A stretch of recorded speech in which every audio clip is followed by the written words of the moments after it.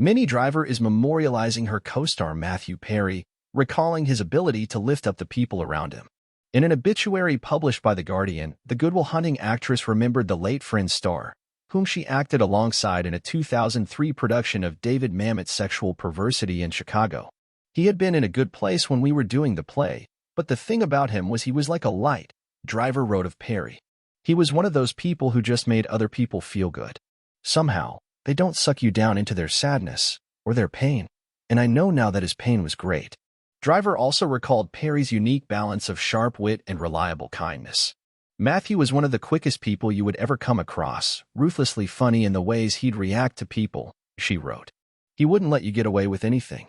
Invariably, I would tell really long stories and he'd always do this brilliantly timed bit where he'd nod off in the middle. So funny, but he wasn't mean in any way.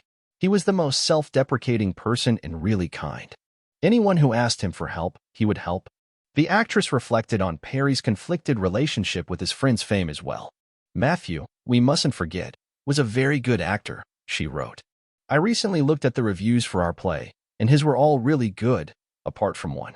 I remember his reaction to it. Some people only want Chandler, and I don't know that I'm allowed to be anything other than that. That character was going to be iconic and beloved forever, but clearly, there was so much more to him.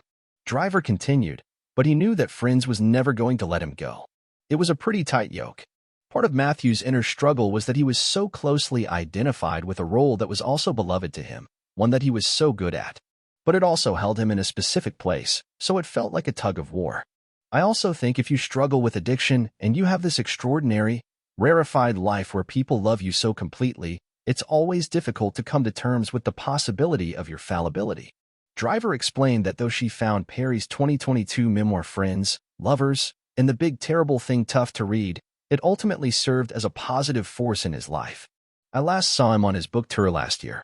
It was such a relief hearing him say that by putting all that tough stuff out there, he'd exorcised it in a way, she said. I'm incredibly grateful that he got to have the experience of how much people loved that book, and loved him, outside of Friends. Ultimately, it seemed like a positive thing.